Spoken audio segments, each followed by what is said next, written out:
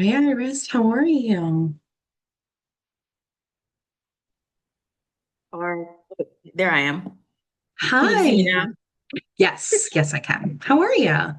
I'm okay. How are you doing? I'm doing good. I'm doing good. Bear with me. I'm just gonna Okay. rename myself. Here, there we go. Perfect. Okay.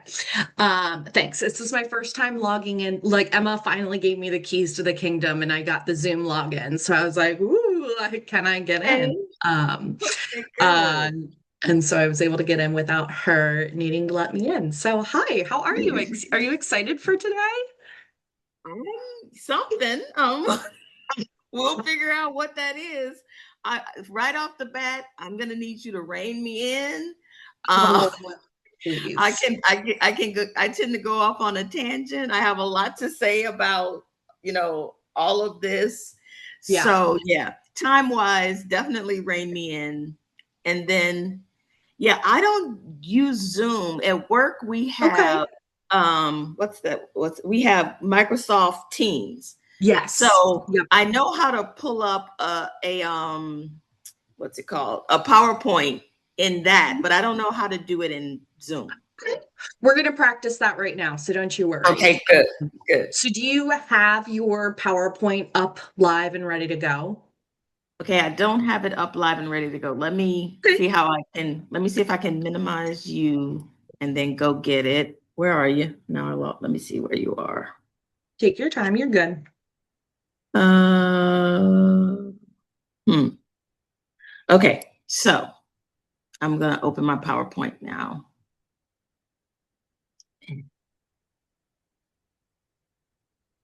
Okay, so I got it up and live. Let me get back to you. Now, where would you be? Oh, there you are. Okay. So I've opened it up. It's open basically behind you or wherever it Okay. is. Okay. Perfect. Hi, Emma. Hi, Emma. I hope it's okay. I stole the reins. I was like, let me see if I can get in. No, absolutely. Thank you so much. I saw because I logged in and then I saw that you were on. So it's perfect. So I'm logged Yay. in Good. instead of Delaware Sherm. So Well, that's my big thing is like, it's so silly for us to be like, we're going to have this session at this time, but not consider Emma's schedule when we have it and then expect Emma to be there to let us in. I was like, so like, this is something I can, take off your plate a little bit more too. I'm happy to do that. oh, Um, thank you. so Um, Iris and I are just working on technical, Yeah, technical. skill. okay. So I'm here if you need assistance. Thanks, Emma. You're Yeah. the best. So it Um, looks like it won't, when I open the PowerPoint, it's asking me if I want to share it. Is that what? I'll just let you So lead. what you'll want to do is you'll want to come back into the Zoom room where you see me. Okay. I see At the you. bottom of the screen, you'll click on the share button. Oh, there it is. Okay. And then you get to pick which screen you want to show. I recommend sharing a screen. That's the easiest, but you can choose a specific application window if you'd like. Are you working on two screens right now or just one? One and Okay. okay, so when I open share, it says host disabled Oh, attendee screen sorry. sharing. Okay. I'll make you a host. There we go. Okay. So, All right. Now, yep, okay, there we go. better. Perfect. So now So let's pick try the it. So go ahead and click. screen. Yep. Click on Do you that want share me? button. Okay, share. Now I get entire screen, window, or Microsoft Edge tab. Yeah, since you are working off of just one screen and since you're not used to Zoom, I recommend just clicking screen, like your one screen that you're working off of. So then whatever you see on your screen, we see. So that way you know exactly what we're seeing. Okay. See what it's doing. Oh, Do perfect. Okay, so now I see me on the screen, which is great. So now you can go down to your PowerPoint and you can click on PowerPoint at the bottom of your window. Perfect. And now you can put that into presentation mode.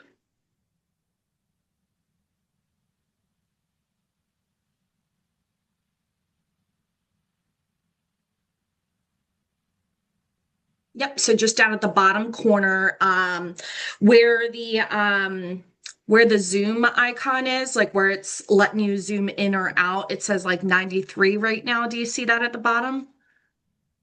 Yep. So you want to go over to the left. It's the button over to the left right after that slide bar. There you go. Yep. Boom. And now we see it in presentation mode.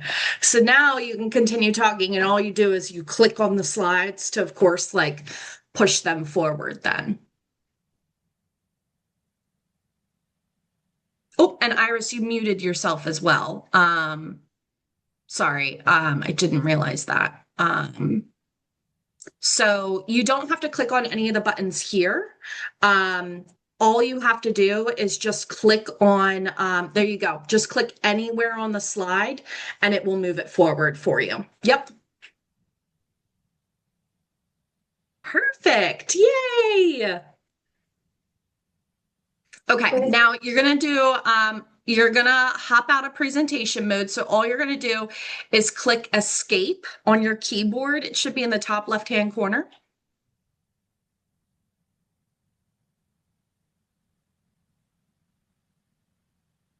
Okay. Or you can just click anywhere on your screen and it will exit out of presentation mode too. There you go. Perfect. Okay. So now because I don't hear you or see you anymore, let's get that fixed. Let's head back over to the Edge browser down at the bottom. So you want to go back into where we were at for the Zoom. You're almost there. Keep going to the right, to the right. There you go. Yep. And then open up the Zoom window again.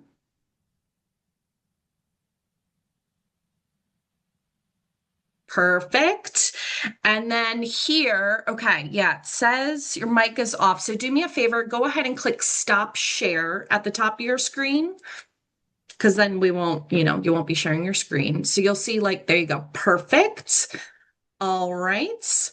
And then it just looks like your camera's still off. So in the bottom right-hand corner of that Zoom screen, there you go. Perfect. There's that. And can I hear you okay now?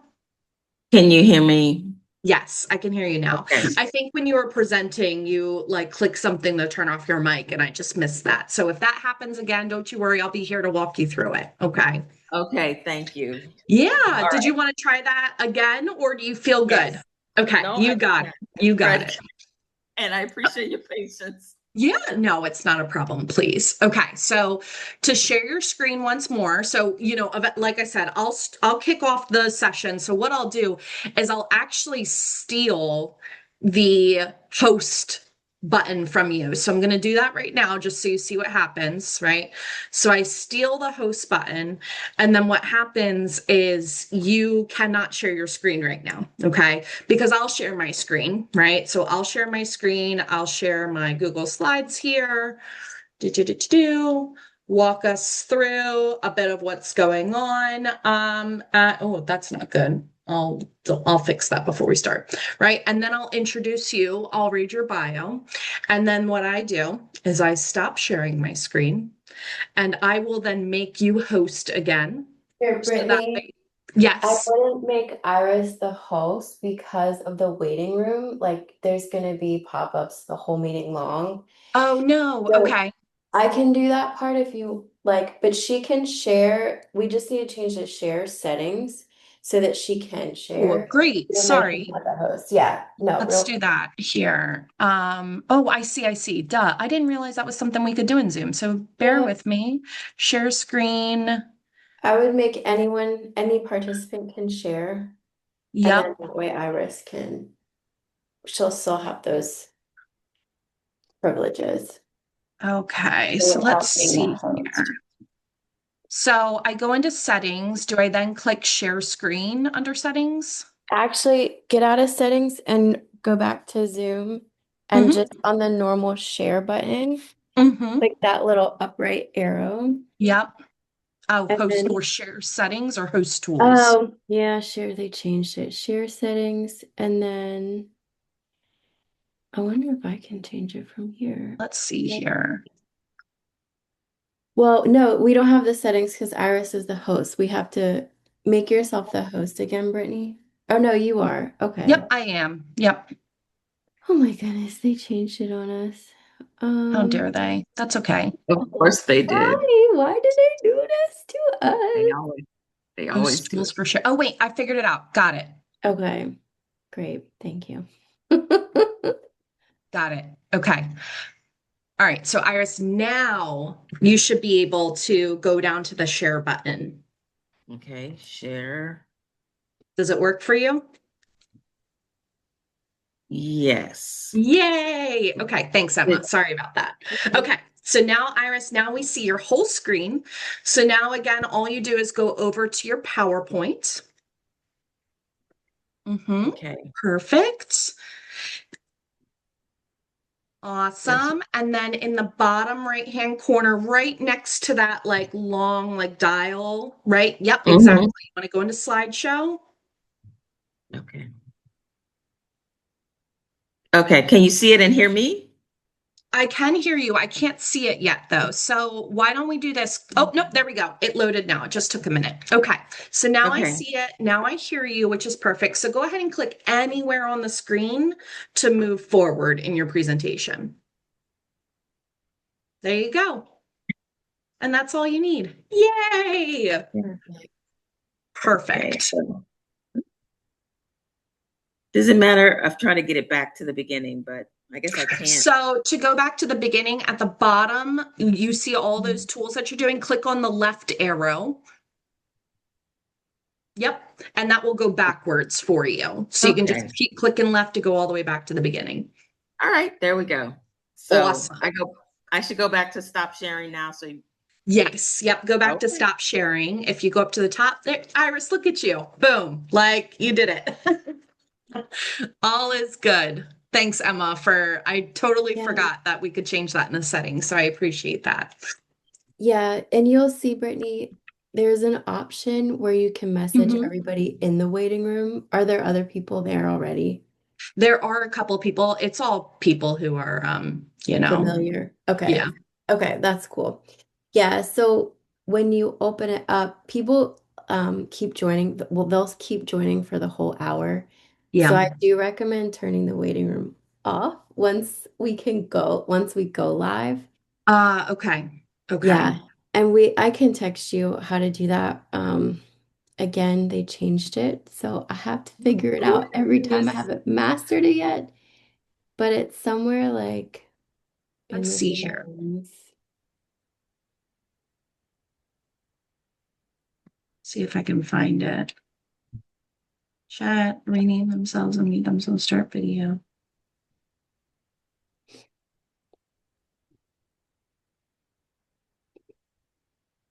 Settings. Oh, It's where they move it. Like every time um, host tools for participants. that sounds right. Transcribe. Yeah, I don't see it there, but that's also okay. Like I can also just oh man, this stinks that Leilani or not Leilani, Amy's thing didn't work. Didn't get formatted right.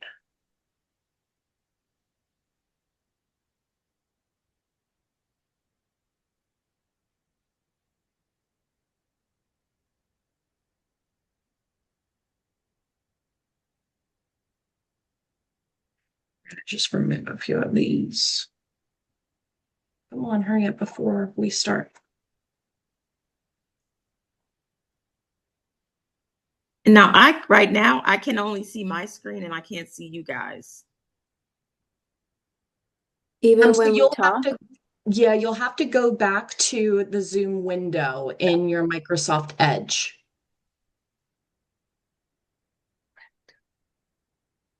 Um, Okay. if I recall correctly, Oh, that that's not it. was down at the bottom of your screen.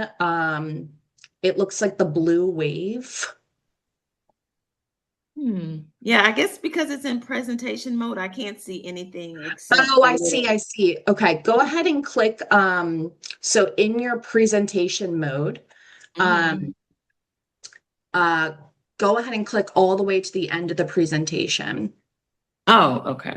And then when you get to the end, it'll take you to a black screen and it says click again to exit presentation mode. Okay. So I've exited presentation mode, but I still can't see you. Oh, that's when I go back to my Zoom screen. Exactly. Yep. There you are. Okay, cool. Awesome. All right, I'm gonna start letting people in then, okay? Okay. Awesome.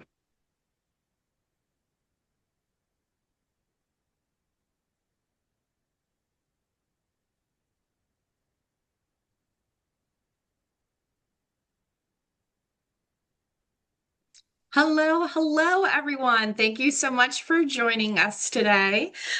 We have a special treat for you. We have one of our fellow board members, Iris Landry, who's going to be here presenting all about global mobility and especially how to navigate that if you are working in an international workforce, right? This is a big, big thing, especially if if you are in the US and bringing people externally, right, into the United States. There are a lot of laws that have been changing around this in the current administration. Poor Iris has had to navigate all of them, and she's going to tell us all about what she's been doing to navigate that, I am sure. So we have quite the treat for you. But before we go ahead and get started, I am just going to quickly give you a couple of updates here from the SHRM universe. So first things first, I just want to say thank you so much for joining today because we are always looking to facilitate different sessions and really contribute back to the HR community.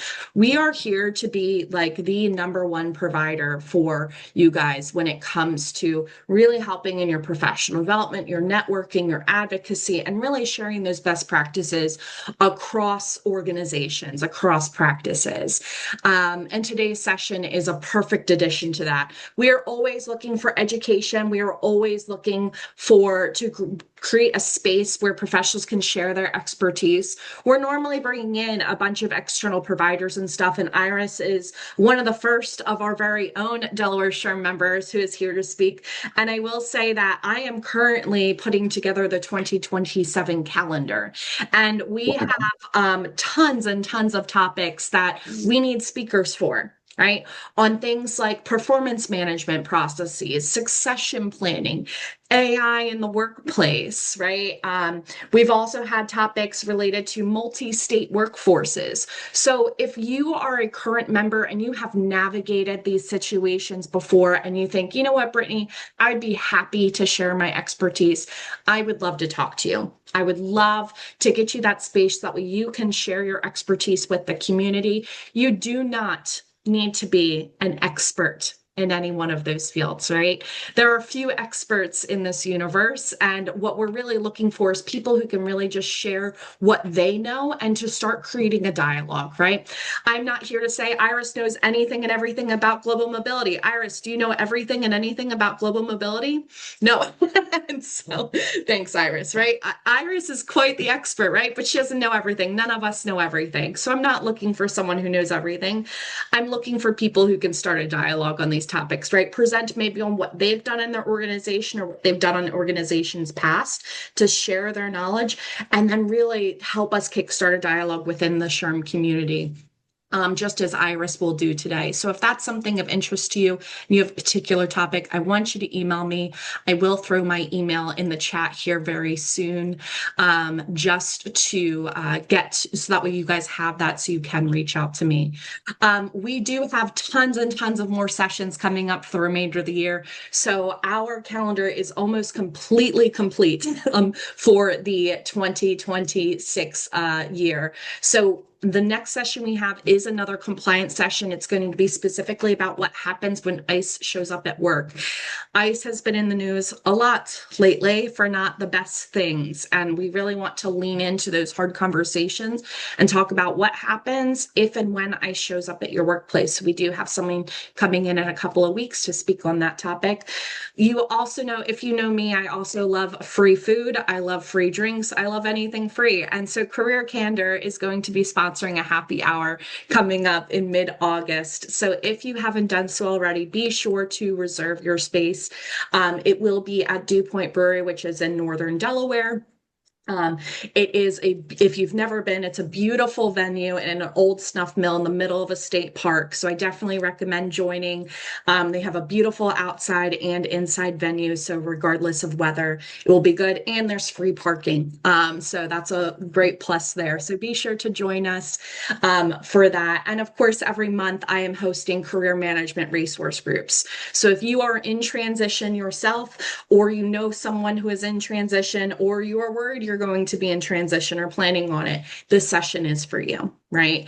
Every month we talk about different topics. Last month we talked about scaling your job search and how to scale it. Previous sessions we've talked about resumes, interviewing, what to do when you're going through a layoff, and all topics of this sort. So be sure to join us there as we head into more of the heavier hiring season as well. And I would be remiss to mention that we now have tickets open for our 2026 annual SHRM Expo. So if you have not registered already, now is your time. We do have tickets on sale. This is going to be a 1.5-day event. We have a phenomenal, well-known keynote speaker. She has spoken for National SHRM. She has spoken several places along the community. I cannot share who that person is yet. She has yet to finalize all of the paperwork, but she comes back from vacation today, in which case you'll hear from me tomorrow. I am so excited about this speaker. So be sure to register for your tickets. And of course, with all topics related to how we can be more human, right, at work, especially in the world of tech and AI. So we also have several different positions here that are open in the SHRM community. So be sure, if you do have job openings, please post them for free on the Delaware SHRM job board. If you're a Delaware SHRM member, they are free to post. And as well, if you are a job seeker in transition, be sure to post your resume to our portal as well. I can't tell you, hosting these career management resource groups, being involved in the job search community very much so, I am regularly getting questions from hiring teams of, do you know someone who's working in this area? Do you know, are you working in this area? Do you know someone who's hiring? Do you know someone who's looking for work? And I'm regularly pointing people to the Delaware SHRM board. So this is a great place to go to really say, raise your hand and say, hey, I'm interested in work. So please be sure to share your resume on that portal for other job seekers to see. We also have a ton of board members here at Delaware SHRM who all make sure all of this community building really gets put together, and making sure that we create an amazing place for HR professionals to thrive and develop in their career. And we cannot do it without the volunteers that we have. I lead up the programming committee. So all of the events that happen outside the conference, that's what I oversee. Christy Carruthers gets to deal with all of the craziness of the conference. I'm going to let her keep that, right? We have Leilani here, who is our marketing director, Asia Workforce Development, Amira membership. Amy is our secretary. Natalie is here as well. She's the president of our board, as well as Michelle Ray, who is on our state board as well, the state council director. So if you are interested in volunteering and giving back to your HR community, be sure to reach out to any one of us. I am always happy to have a quick call with anybody who wants to get more involved in HR and help introduce you to some of our board members and help you find your best place of fit. So without further ado, I want to pass it over to Iris. This is your opportunity that if you are here for continuing education credits, that you steal the SHRM code and HRCI code as well. I will also be posting it in the chat in a little bit, just in case you forgot to take a screenshot or take a picture of this screen, but these codes are available for you to enter in. Iris is absolutely fantastic. She is in her current role, she is a strategic advisor to HR and business unit managers at KBR, providing expert guidance on immigration matters to support workforce planning and ensure compliance. KBR is an international engineering firm, so Iris gets to work in global mobility quite a lot. She is a liaison between the foreign national employees and the organization's immigration service providers, fostering clear communication and efficient case management. Iris is committed to delivering accurate, timely, and knowledgeable consultation to stakeholders throughout every stage of the immigration process. With more than 20 years of experience in U.S. immigration, Iris brings deep expertise in navigating complex processes and regulatory requirements. She began her career in U.S. immigration law firms as a legal assistant, developing a strong foundation in immigration regulations and case management. And for the past 15 years, she has been specialized in U.S. immigration with global mobility teams, partnering with HR and business leaders to support the hiring and retention of foreign national talent. So Iris, I can't thank you enough for volunteering your time. I know you just absolutely love public speaking and presenting. And so I'm really thankful for you to step outside your comfort zone today and share all of your wisdom. I am going to go ahead and stop sharing my screen, Iris, so that way then you can share your screen and take it over from here. Share my screen. Okay. Perfect. Let me know when you can see it, everybody. Yes. Yeah. So we're still in the Zoom window, so you'll just have to go down to your PowerPoint once more. Okay. Yep. And then in the bottom right-hand corner, just click on slideshow. Yep. There you go. Thank Now you we so see much. it. There you go. You're the best. You are the best. No problem. Thank you for the introduction, everyone. I'm so excited to be here and talk to you about this topic. One of the reasons is because now when I say I'm in global mobility, people won't say what. So so I could explain that a little bit more. As my coworker can tell you, I'm a huge note taker. So I did take a few notes as Brittany was speaking, and I wanted to say I'm actually following up the lovely Leilani, who is also a chair member. She talked to you guys about AI and HR, and I appreciate so much that Brittany said we're sharing what we know and we're not necessarily experts. I love that she said that because I am not an expert. I'm going to talk to you about the whole of global mobility, and I do a piece of it, and while my team members do the other pieces that are involved. So just want to say that at the start. So I'm going to get started with the slideshow. So what is global mobility? Global mobility is the function that helps companies move employees across countries, and it helps those employees land on their feet when they get there. Some of the things involved is moving talent. We're placing employees on assignments and transfers all around the world. We are dealing with relocation, housing for those employees who are going across borders, the travel that's involved with that, and setting in the support for the employees and their families. Often when these employees travel outside the country, I want to specify, it's not necessarily outside of the US, it can be individuals from other countries going to different countries. So often when they do that travel, they're bringing their family members with them. So we also have to look into, where they're going to live, what schools might the children go to, and things like that. And we want to do it right. And I can't stress this enough. As Brittany said, this is all about compliance. When we're moving people around, we have to make sure we are compliant with the immigration. The U.S. immigration is the piece I deal with, but my team members also dabble in some immigration as well when they're sending people outside the country. The taxes, very important. What are the tax implications of having an employee sitting in another country, possibly doing work for a U.S. entity? as well as the legal aspects of it, and then the compliance. So we're worrying about compliance in every country. Okay, next slide. So let's talk about where global mobility meets HR. So global mobility is basically a specialized branch of HR. HR looks after the people, you guys, you're the ones who are looking after the people, and global mobility looks after your people when the work takes them across borders.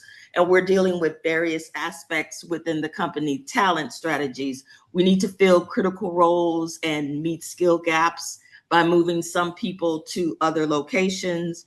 The employee experience. We want to turn what could be a stressful international move into a smooth and well-supported one. There's, again, risk and compliance. We need to keep the company on the right side of being compliant around immigration, around tax, and specifically and especially labor laws. Something a lot of people don't think of. We might have a manager who says, oh, I need 10 people to go work in Djibouti, but we need to know what are the local labor laws. What does this U.S. entity company sending people outside of the country, what is it we need to do to be compliant in that area of the world, in that part of the world? And then we're just a connected partner. We try to work hand in hand with recruiting, with total rewards, with legal, and of course, with the business. So one team, one goal, right? Next slide. Okay, so who's on a global mobility team? And I'm going to say right now, I used AI for this. I had a very robust prompt. Thank you, Leilani. And I asked it, what would an average global mobility team look like? And this slide is what it gave me back. And as I go through each role, I'm going to tell you how it fits into my specific team. Okay, so first of all, it lists the program manager, and that's the person who owns the mobility policy, owns the relationship with any vendors that we're working with, and they own the overall program. On my specific team, it's not called a program manager. We actually have what we refer to as an HR director. So our director is involved with any policies, writing them, updating them. She works with the vendors, maybe, negotiating fees, negotiating the various countries that we're going to go into, things like that. Okay, secondly is a relocation specialist. That's what we have. That's how we refer to him, the guy on my team. He actually coordinates the physical move and the settling in for the individuals when they go to these other countries. Okay, and then tax and comp analyst, basically that's what we call more of a tax specialist. This is the individual who handles cross-border pay, because you may not realize, but sometimes when you send people to other countries, you have to pay them in a different way. You maybe even have to set up a pay entity to pay them. You can't necessarily pay somebody who's working abroad from a U.S. payroll. And then she also handles, obviously, the taxes. Many people, when they go on an international assignment, let's say if they're a U.S. person, they still are responsible for their U.S. taxes, and they may also be responsible to pay taxes in the country that they're working in. So what our tax specialist does, one of the things she does is she does what's called tax equalization. And that basically means if we send you on an international assignment, we don't want to make you any worse off tax-wise. If you had stayed in the country, we want you to be the same as had you stayed in the country. So there's different processes and procedures that she does to make that possible. The fourth one is me, the immigration specialist, which I'm going to go into more detail on what I do in the next few slides. And next are assignee coordinators. These are the people that handle the day-to-day contact with the employee that's going on the international assignment. Now, I will say for my team, we refer to them as global mobility consultants, global mobility coordinators, one or two interchangeably, but these are the people that deal with the assignees. And assignee is a term that we use for the individuals that are actually going on these assignments internationally. So we refer to them as an assignee, and our global mobility coordinators, they work sometimes with recruiting to find out who are the individuals that have maybe been tapped to go on and work on these assignments abroad. They work with, again, total rewards, because benefits will look different for an individual who's working abroad than they might for individuals who are here working in the United States. They act as a point of contact. They answer the questions. They do what's called mobilization briefings, where they talk to the person and tell them this is all that's involved in you mobilizing to another country. Let's see, did I say everything I wanted to say about that? I think so. I want to pause here because I feel like I've been talking a lot and somewhat fast. Are there any questions at this point? I don't see any questions in the chat, Iris, but just definitely everybody, if you have questions, feel free to unmute yourselves too, and also throw in any questions you have in the chat, and I'll be sure to pause Iris throughout the presentation. Sorry to suggest that I'm going to interrupt you, Iris. No, absolutely. That is fine. Thanks, you can Iris. interrupt me. Appreciate it. So one of the this is what came up from AI, but we actually have one additional role on my team. It's around bids and proposals. So we have two individuals on my team who basically handle going out and doing the research to get the information that is required if we have someone who wants to send people or a group of people on an international assignment. For instance, we may have one of the engineering business units may say, hey, we have a bid where we're trying to win work in Germany, and we need to send 10 engineers out there to build a plant. And so then these people who work with the bidding and proposals, they would gather the information together. They would research labor laws, research accommodations, find apartments maybe that these individuals can live in while they're there. Also find schools if they're bringing children, if it's that type of an assignment.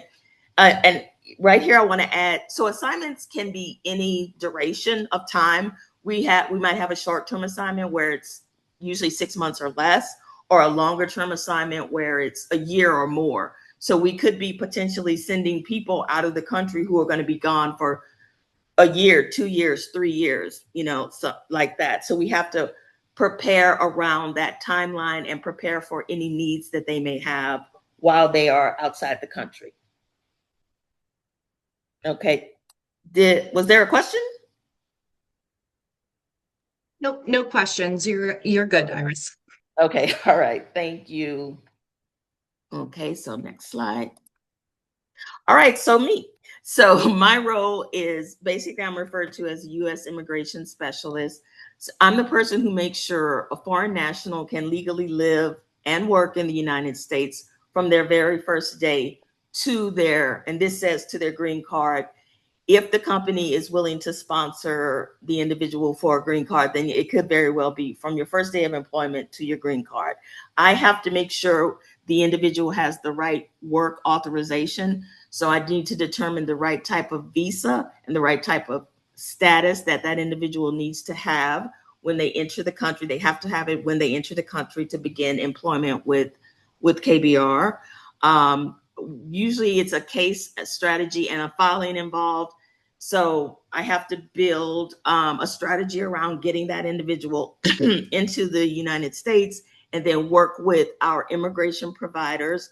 We actually work with Ernst & Young or E&Y for immigration. We also, I should have mentioned earlier, we work with the tax and accounting side of Ernst & Young for the tax compliance piece of what we do. So they're one of our vendors for a couple of different reasons. But anyway, so I strategize with them, with the attorneys at E&Y, and to work on preparing the documentations that will be filed with the government. The specific agency that I'm filing and working with is USCIS, which stands for United States Citizenship and Immigration Service. Back in the old days, it was referred to as INS. Some people still say INS to this day, but that's the entity that we're filing all of our information with, and to get an approval, to hopefully get an approval that will allow the individual to come and work for us here. Okay.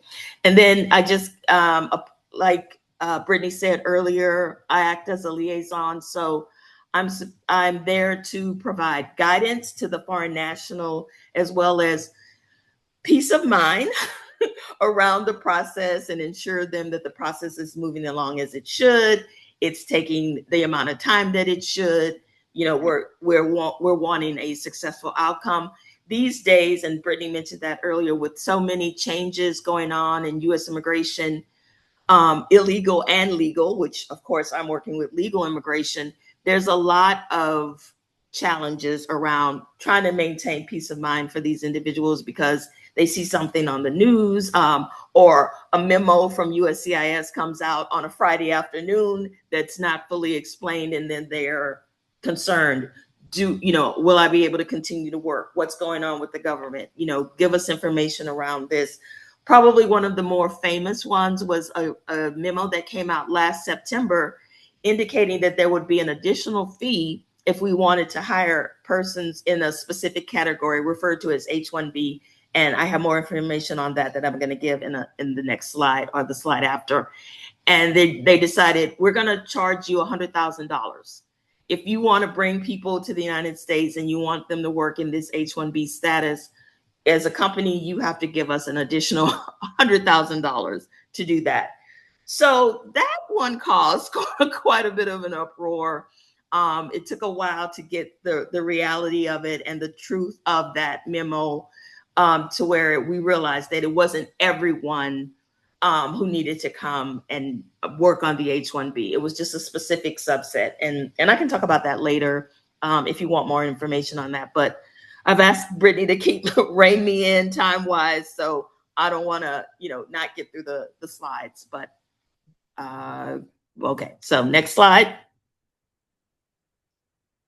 Okay, so the visas, what I actually work on day to day. So before someone can start employment, they basically need permission to first enter the US if they're not already here, and then second, to actual work. And that's where the work authorization comes in. And this slide shows you some various types of visas or visa statuses. I like to use the term status because this serves as, it identifies what type of work authorized status you are in when you're here in the United States. I think we have 6 on this slide. Not all of work authorization is country specific. So for example, two of the work authorization types on this slide are nationality specific or country specific, meaning you have to be from a specific country. And those two are the E3, this one down here, which is specific to Australian nationals. So unless you're an Australian national, you're not able to get an E3 visa type and come in and work in the United States. The other one is the TN, and it's actually specific to 2 countries. You can be a Canadian national to get a TN work authorization, or you can be a Mexican national to get a TN work authorization. And the TN, it's one of the older ones. It's actually based on the North American Free Trade Agreement, or NAFTA, which has been around quite a while. I think the administration, the first time around, actually changed the name. We always called it NAFTA and referred to it as a TN. We still refer to it as a TN, but now the name was changed to the United States, Mexico, Canada Agreement, so USMCA. Some specifics around the TN is that the agreement was made that the United States wanted to have more people with technical knowledge in the country. So this visa was created. Basically, it's specific to job positions as well. We want engineers, we want teachers, we want attorneys, we want doctors. If you hold any of those degrees, you're allowed to, and you're from Canada or Mexico, then you can come into the United States and work via the TN visa. All the visas have specific validity timelines. The TN, you can get 3 years of TN validity while you're in the United States. The TN also, it does not have a numerical limit. So you can get a TN for 3 years, and then you can get another TN for 3 years, and 3 more years and 3 more. There's no numerical limit on it. The E3 is similar to the TN in that there's also no numerical limit on it. You can get an E3. Normally, you'll get 3 years. It's a specialty occupation. It's not as specific as the TN, but mainly you need to have a degree and you need to come to work. You need to be coming to work in a role that requires a degree and also be an Australian citizen to get the E3. But yeah, you can get 3 years of validity, and then you can maybe get another 3 years. The government kind of decides. Sometimes they'll only give you 2 years, and then another 2 years, and then another 2 years. So there's no limit. You can just keep extending it and extending it. The H-1B and the L1, the two at the top, they actually have numerical limits. The H-1B is, again, much like the E3. It's for a specialty occupation. You're coming to the United States to fulfill a role that requires a degree, and you have that degree that role requires. Same with the L1. You're coming to the United States to fulfill a role that usually you require a degree is required. You can have a foreign degree that can be evaluated as the equivalent of a U.S. degree. But there is another phase to the L1 where you don't necessarily have to have a degree, but you can make up for the degree by having years of work experience. Usually 12, 14 years of work experience can be substituted for a degree. I'll talk about the H1 specifically. It's probably one of the most popular visa types or visa statuses in the United States. It to the point where every year the United States government issues 65,000 new H-1Bs. So that means if you've never had an H-1B before and you want to come to the United States, and maybe a manager has found your resume and he wants to bring you to the United States, he has an engineering role for you here, we can file to get you one of those 65,000 new H-1Bs. And then there's an additional 20,000 new H-1Bs allowed every year for individuals who have an advanced degree that they received at a United States university. So you can't just have an advanced degree. You need to have an advanced degree that you obtained from a U.S. university. And that's what's called the H-1B lottery. I don't know if any of you have ever heard of that before, but that was part of the reason that $100,000 fee that I spoke of earlier was it was suggested that it be charged to individuals who needed to be placed in the lottery. So that was interesting and fun. The H-1B, as far as validity, you're allowed 3 years initially, and you can extend it for an additional 3 years. So there's a 6-year allotment on the H-1B. Normally after the 6 years, if certain steps haven't been taken towards getting you a green card, which I'll talk about next, then you would have to leave the United States. You would run out of H-1B validity and you would be required to exit the United States.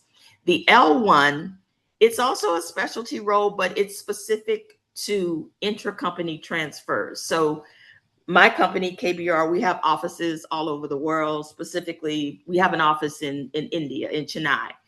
Maybe we have someone performing a role in Chennai that we want them to come into the United States, share that knowledge with their U.S. colleagues. So we would do what's called an L1. We would transfer them from the India office to the U.S. office, and we would do that with this visa, with this L1 visa type.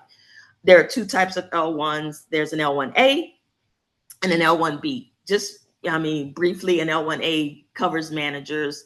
The time of validity allowed is 3 years initially, with an extension of 2 years, and then a second extension of 2 years. So you get 7 years total. If you're not a manager, and then you qualify for the L1B, which is just specialized knowledge, meaning because you've worked for us abroad, you have specialized knowledge of the processes and procedures of KBR. You're going to bring that knowledge to the United States. You're allowed to be here for 3 years initially, with one extension of 2 years, so a total of 5 years. The H-1B and the L1 are what's referred to as dual intent. That means they allow the intent to obtain the green card. So if KBR is willing to sponsor an employee for the green card, they need to be either in H-1B status or L1 status. The E3 and the TN that I spoke about earlier are not dual intent statuses, which I think is one of the reasons they're allowed to. You can extend them with no numerical limit. And the O1 I didn't talk about at all, but basically that's for people with an extraordinary ability. These are the type of people that get O1s.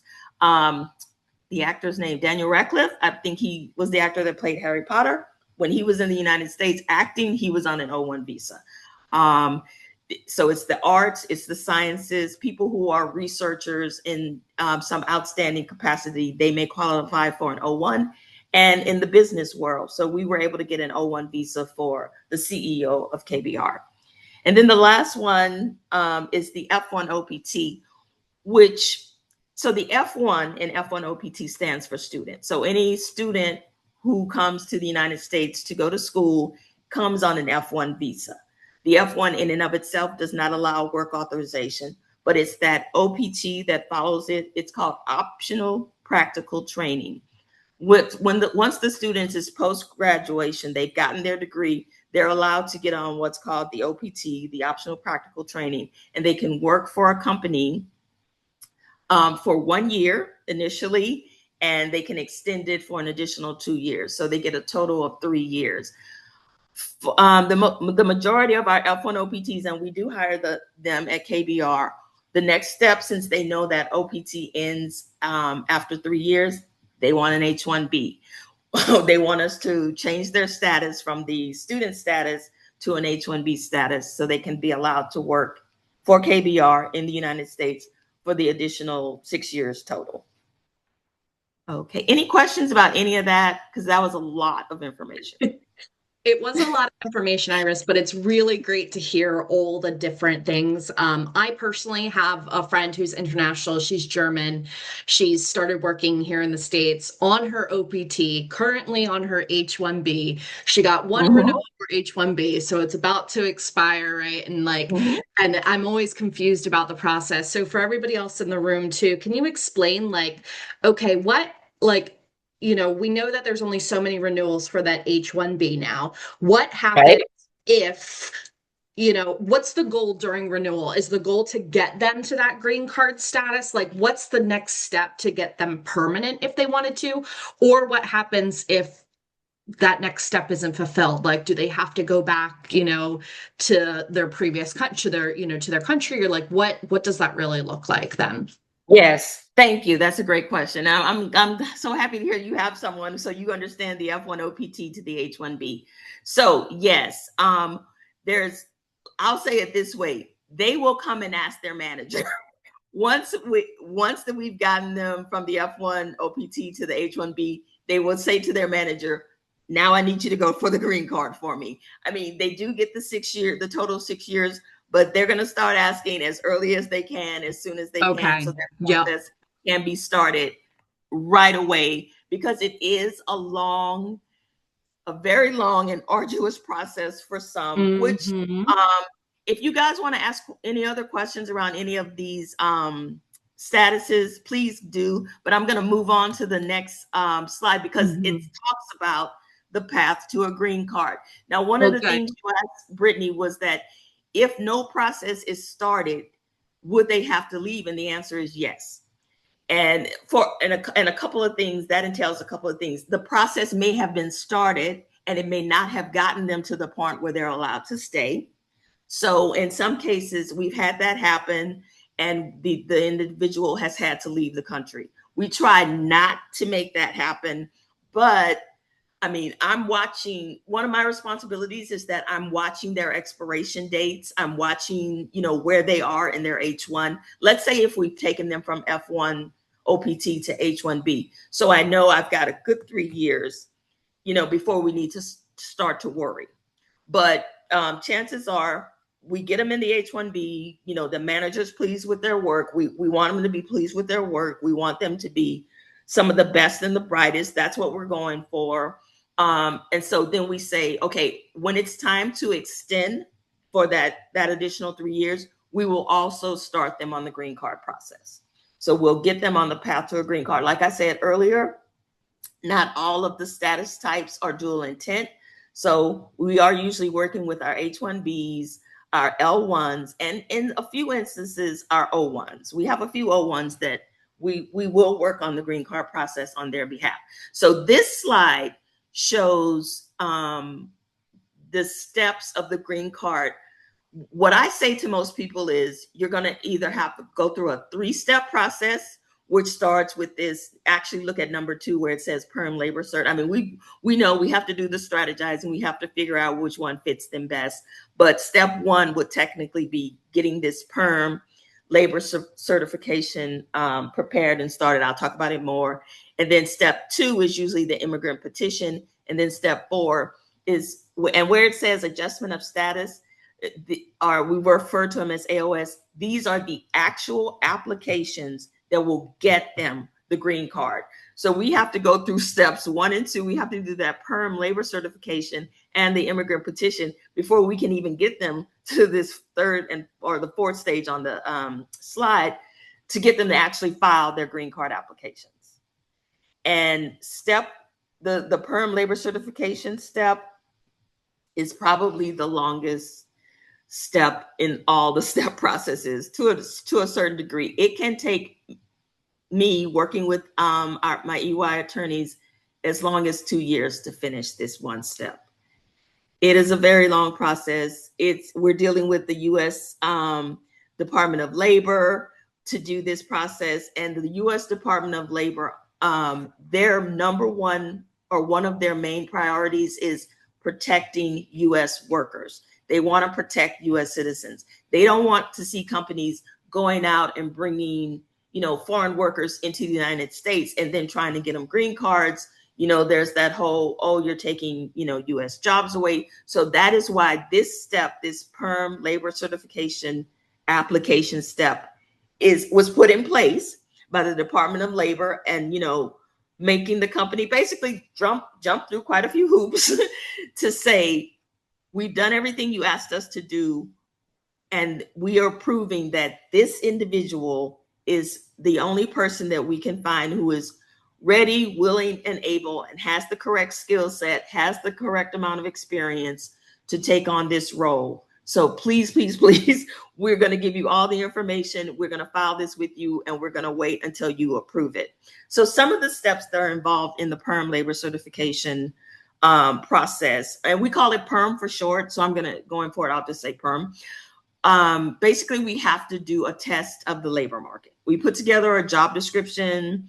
We work with the manager to say, if you were hiring for this role, someone off the street today, what are the minimum requirements that you would need that person to have? They tell us, we write it up, the attorneys write it up, they send it to the Department of Labor, and we wait for the Department of Labor to come back and tell us what wage we are required to pay that person, which is always fun for the managers. Their heads explode when we let them know that the Department of Labor is going to decide what the wage is that we need to pay this individual, because we want to ultimately get them a green card. That part, writing the job description up with the managers, I swear we go back and forth and back and forth. That can take anywhere from 4 weeks to 4 months. Writing it up, sending it to the Department of Labor, waiting for them to come back and tell us what the wage will be. There was a time last year when that was taking almost a year. So, and just to get that information back. We get the information back, and then we do the rest of the steps that the Department of Labor required us. Hopefully the information has come back a reasonable wage. Chances are it comes back much higher than what the market is paying for that particular role, but we have to work around that. We do the remaining steps, which is recruiting for the role as though we were going to hire an individual off the street, preferably a U.S. worker. That's all we're looking for. We're going to get resumes from people all over the world, but we don't have to necessarily deal with those resumes. Our main focus is we're trying to see if we can find a U.S. worker who is ready, willing, and qualified to perform that role. If we do, and sometimes we have, in my 20 years of doing this, we have had to do that. And when that happens, we have to stop the process. We can't follow it through to the part where we actually prepare the application and file it with the Department of Labor and wait for them to approve it, which would be the next step if we don't find a qualified worker. And we can prepare it, send it to the Department of Labor. It's all online. and wait for them to approve it. There was a time when it would take a week to get the answer back. That was about the time I started. Right now, we've been waiting 14 plus months to get the response back from the Department of Labor as to whether or not they approved the application. Hopefully they've approved it and we can move to step 2, which is what's called the immigrant petition. And that's just when the company files a petition, not with the Department of Labor. This time we're going to the United States Citizenship and Immigration Services. We're filing a petition with them that says, hey, we did step 1. We got this perm approved by the Department of Labor. Now we want to show you that we have this is the person we want to put in this role, show you how he's qualified, show you that we're going to pay him the wage that the Department of Labor told us to pay him. We file that petition, and in some cases, we have to wait for it to be approved. If we're in a position where we don't have to wait, and that's going to be based on the country where the employee was born and how long of a wait or a backlog they have with getting those petitions approved. It's a very long process. I'm trying to speak to it as briefly as possible. But so we filed that second step, that I-140, like it says on the slide. We send in the information. We send in the approved perm application that we got from the Department of Labor. Send all that in. These don't take us long. We can usually get an approval from them in anywhere from 4 to 6 months. It can take longer. But also I want to, all that time that I discussed that steps 1 and step 2 take, that's time. If we have someone sitting in H-1B status, that's, burning up their H-1B time while we're waiting to get them to where we need them to be, to allow them to not max out that 6 years of H-1B and stay in the country, and then do the final step, which is the process of where we file their actual applications to get a green card. And it's a set of 3 applications. 1 is for the green card. 1 will get them what's called an employment authorization document while they wait for the green card, because the green card can take, a year or more before it's approved. And then there's a 3rd application that allows them to travel. So if they want to travel, if they need to travel for work, they no longer have to go to a consulate and get a visa placed in their passport, which I can say more about that. I don't think I've said enough about the difference between getting a visa and the passport. But if you have a travel document, you don't have to do that. You can use the travel document when you travel internationally, to come back into the United States. Can I answer any questions around that? Did I answer your question, Brittany, about your friend? You did. It Okay. really helps, because what she was currently going through is definitely the perm labor cert, Yes. for sure.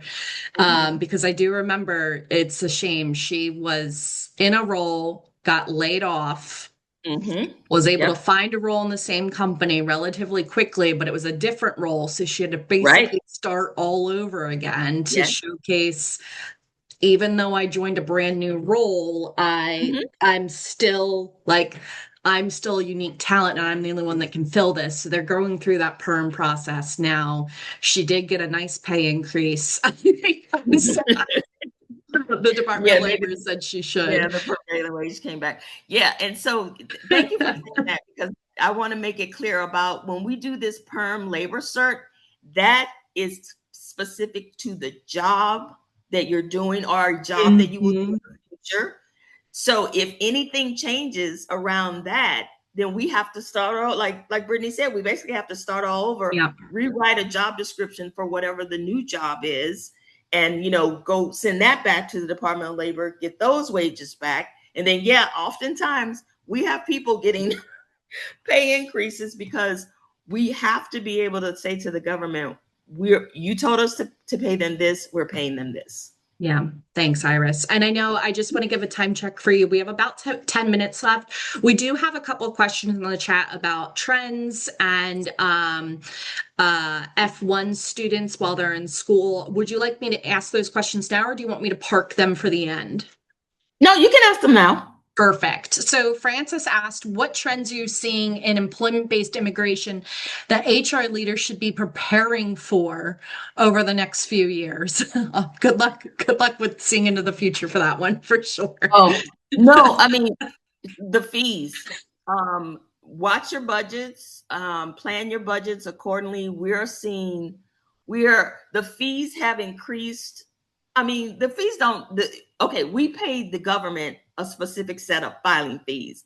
Those are what have increased the most over the last 3 years. You have fees that you've agreed to with your immigration providers, and those tend to stay the same. They can't just up and change the fees on you. It's a whole process that they have to go through to change fees. But we experienced at my company over the last year so many unexpected fees because we would file a petition with USCIS, and then perfect petition, we put everything in it we needed. They send what's called an RFE, a request for evidence. That means you didn't give us enough information. We need you to send us some more information to prove my goodness. this petition qualifies for what you say it qualifies for. Now, there's no additional fees to the government for that, but they are to our attorneys. So whenever our attorneys have to respond, because that's not a fee that we've already set in stone. If we get for getting an RFE, for getting this request for evidence, the attorneys basically say we're going to charge you whatever our hourly rate is. It's going to depend on the severity of the RFE. What are they asking for? If it's something as simple as you sent photos and they're not clear, resend these photos. I mean, we can get an RFE for something like that, believe me. Or where they say, you say this person qualifies as a multinational manager. Well, I need to see what are they doing? Show me who works for them. Do professionals work for them? It can take, usually when we get an RFE, the government allows us like about 84 to 90 days to respond to it. And sometimes we need all that time to respond to it. So meanwhile, we've got a stressed out employee, who's like, oh, we got an RFE, and, my friend got an RFE just like this. And I'm like, nope, don't talk to your friend. We're using attorneys. Yeah. So that's trending. The government is basically saying, nope, not so fast to almost everything we file. So we've seen tons more requests for evidence.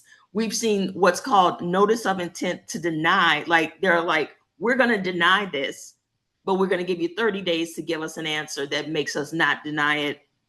We've gotten denials that we've had to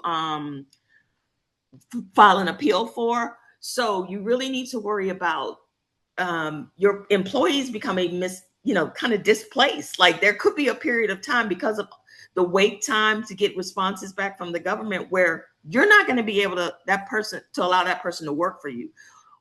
Some things that you can do is maybe put them on PTO, not necessarily fully take them out of payroll, but put them on PTO. Do not let them log anytime. It may even be best if HR puts their time in. If you get to a situation like that where they kind of have a gap in their employment because it's taking the government so long to approve these petitions, like for instance, an extension. And it could have taken them 4 months ago. We've had extensions we've been waiting on for almost 7 or 8, 9 months. And that can become problematic. So just have backup plans. If you need to put someone on a leave of absence, maybe an unpaid leave, your managers needs a plan. Not having one person who does something, but other people who can do, who can also maybe pick up some of what that person did or farm it out to different people. Just strategize, have a backup plan. That's the major trend I'm seeing. And also the other trend is just dropping memos on Friday afternoons and, completely changing, changing a practice. I mean, no law has been changed. That's what people are confused when these memos come out, when these executive orders come out.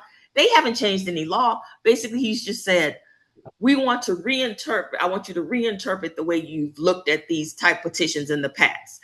If it's an extension, don't look at it as an extension and the person is doing the same role they were doing the last 3 years. Look at it as a brand new petition, brand new application, and be highly scrutinize it highly. So that's definitely some of the trends I'm seeing. Yeah, these are big another one. Yeah, I misquoted. Sarah was just also mentioning that there was CPT, curricular practical training for F1 students who want to work while they're in school too. So there's lots of different roads and avenues. And thanks, Sarah, for adding that in. We have we have about 5 minutes remaining, Iris, to wrap up as well. Okay, so I think my next, And that was really all I had. That's why I was able to go ahead and take the questions. But I wanted to do a really quick pub for my what I chair. I'm chair of the SHRM Foundation, and just give you a little very brief information around what the SHRM Foundation is. So it is basically the nonprofit arm of SHRM. Its purpose is to elevate and empower HR as a force for social good, which I love that idea.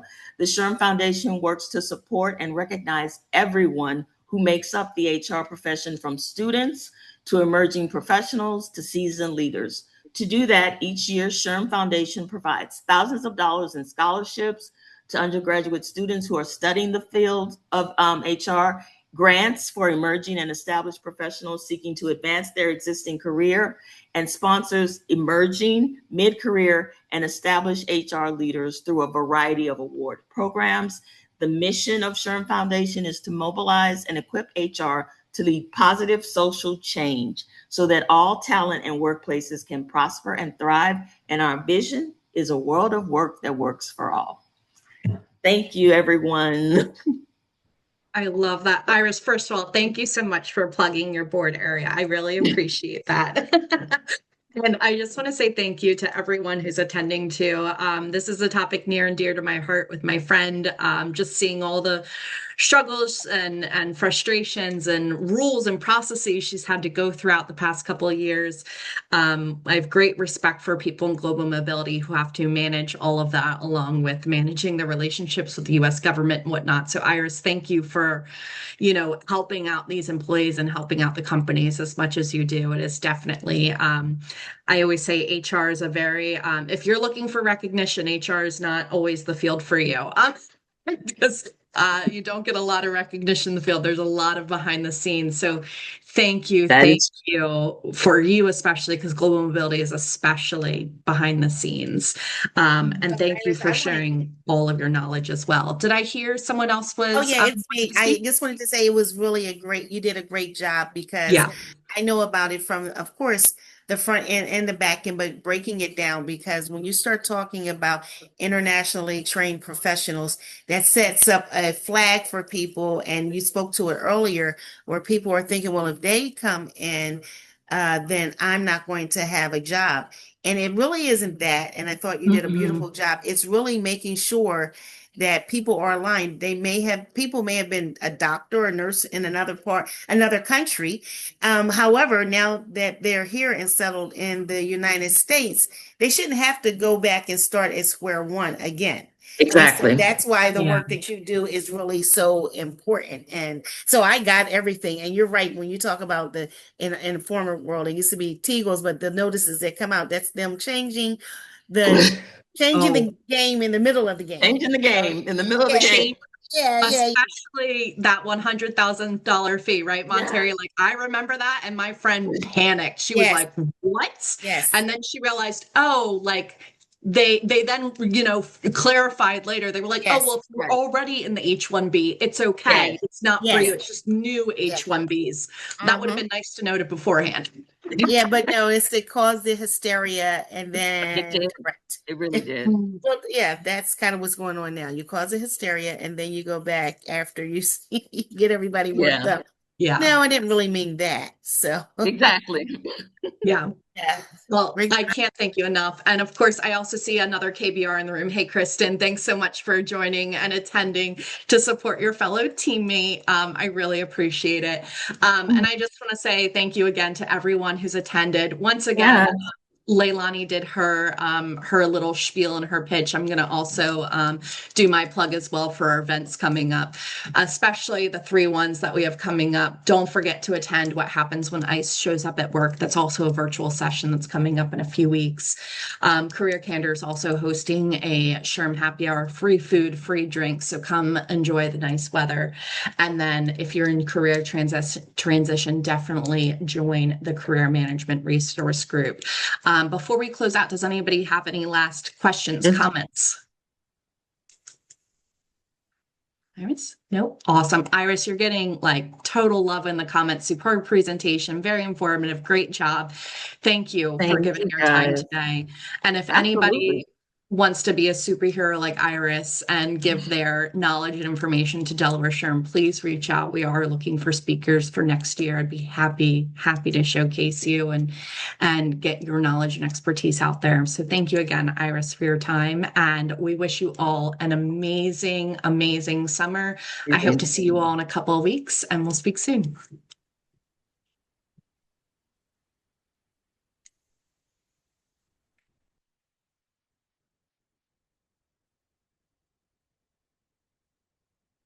Awesome. Thanks so much, Emma, for your help today. I appreciate it.